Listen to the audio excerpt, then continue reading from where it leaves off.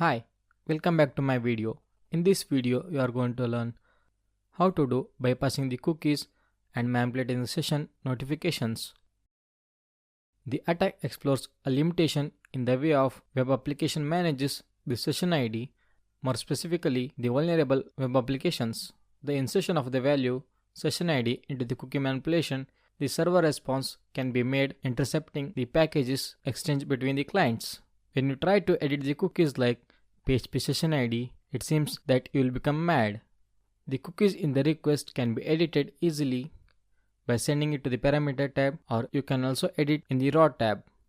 Every login has pop-up notification from server or a client side. Most of the vulnerability can be found here. So before sending it to the server, you can manipulate the data and what the response we have got. Now make sure that your browser proxy has been set up and bub intercept on. Here I am using the OWASP multilateral login form. Now entering the parameter values, that is username and password, and click on login. Moving to the bub proxy. Here is the request which consists of parameter. Make sure that you have got the correct request, because when you click on forward button, you can also get the username and password login page. Here is the cookies that can be viewed in the cookies header, and now right click and send it to the repeater. Moving to the repeater tab, select the parent tab. The URL shows that it has a sending notification to the server for the confirmation of user. Most of the website doesn't mention user ID as cookies. If you get it, then check whether it is vulnerable or no. Here now the cookies consist of parameter, that is user ID and also the username.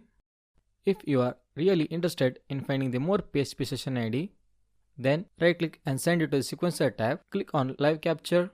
There you will get more session ID related to it. Now here we need to manipulate the parameter of the user ID and check whether the notification of login form is vulnerable or not.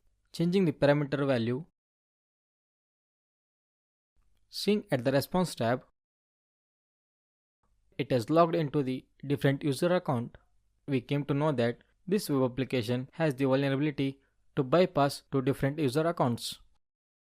And again, let's change the parameter value. Next click on go button. Here also it is showing the different username. At last I can say that this session is vulnerable for the attacker. Now here is one hackathon report with a bounty of $100.